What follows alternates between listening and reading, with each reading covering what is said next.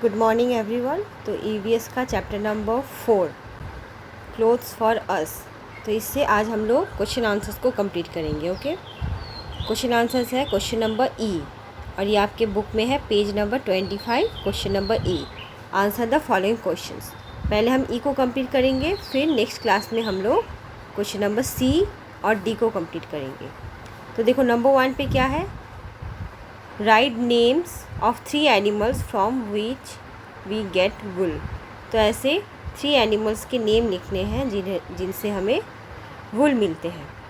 तो इसका आंसर क्या होगा, we get wool from sheep, goat and camel.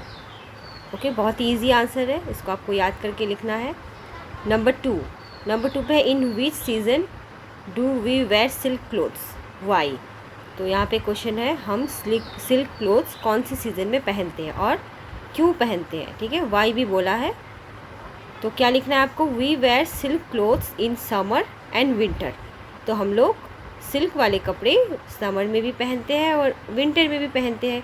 अब इसका रीज़न क्या है, वाई पूछा है, तो इसका भी आंसर हमें लिखना है because it keep us cool in summer and warm in winter. तो सिल्क क्लोथ्स हमें गर्मियों में ठंडी देती है और ठंडी में ये हमें गर्मी देती है, इसीलिए हम ये दोनों सीजन्स में सिल्क वाले कपड़े पहनते हैं। ठीक है, तो क्वेश्चन नंबर 2 को इस तरह आपको याद करके लिखना है। देन नेक्स्ट क्वेश्चन है क्वेश्चन नंबर 3। तो क्वेश्चन नंबर 3 पे व्हाट आर नेचुरल फाइबर्स। तो ये हम लोगों ने बहुत पहले ही पढ़ लिया था। तो क्या है, fibres that are obtain from plants and animals are called natural fibres. तो जो फाइबर्स हमें प्लांट से और एनिमल से मिलते हैं उन्हें हम बोलते हैं नेचुरल फाइबर्स।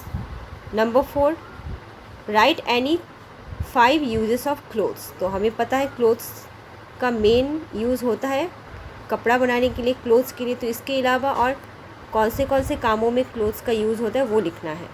तो कैसे लिखेंगे हम, clothes are used for making bedsheet, towel, costumes, table cloth and uniform. तो ये अलग अलग 5 प्रोसेस है जहाँ पे हम क्लोथ्स को यूज़ करते हैं, पहनते हैं, यूज़ करते हैं। ओके, देन नंबर 5 में है how do we get cotton. Cotton हमें कहाँ से मिलता है, बहुत ईजी आंसर है इसका, we get cotton from cotton plant.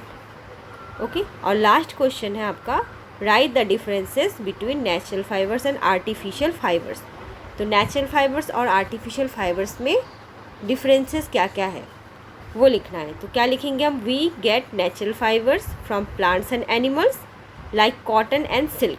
तो नेचुरल फाइबर्स हमें पौधों से मिलते हैं और जीव जंतु से मिलते हैं। तो इसका एग्जांपल क्या क्या है, जैसे कॉटन और सिल्क। और आर्टिफिशियल फाइबर्स जो है वो है मैन मेड फाइबर्स, मतलब ये मनुष्यों द्वारा निर्मित होता है। इसका एग्जांपल क्या क्या है, नायलॉन एंड रेयॉन। ओके, तो इस तरह आप डिफरेंसेस को लिखोगे, नेचुरल फाइबर और आर्टिफिशियल फाइबर्स के बीच में जो डिफरेंसेस है। ओके, तो ये क्वेश्चन नंबर ई है आपका और इसमें 6 क्वेश्चन आंसर्स है। ओके, तो 6 क्वेश्चन आंसर्स को आपको अच्छे से याद करके अपने ईवीएस के होमवर्क कॉपी में लिखना है। ओके, तो लिखने के साथ साथ आप इसको अच्छे से रिमेंबर भी करोगे। नेक्स्ट क्लास में मतलब थर्सडे मैं आपसे ये सारा क्वेश्चन आंसर्स पूछूंगी। ओके, सो इसको अच्छे से याद कर लीजिए और अच्छे हैंड राइटिंग से लिख लीजिए। सो बाय क्लास, थैंक यू।